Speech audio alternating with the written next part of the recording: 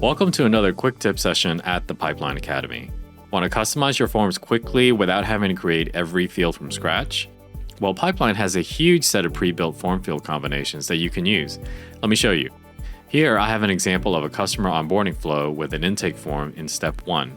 And I want to collect the data for primary contact, billing contact, and billing address, 3 very common items. Let me show you how easy it is to add all these fields. I'm going to select Form Field Template. Now let's search for contact, and notice there's already a template for primary and billing. Here's the preview for all the fields. Let's add, and now in my form I can see the template and all the fields inside of this box. Scroll down and let's make all these fields required. Okay, now let's add the billing address. Search for billing. Let's add, and that's it. Let's go test it out.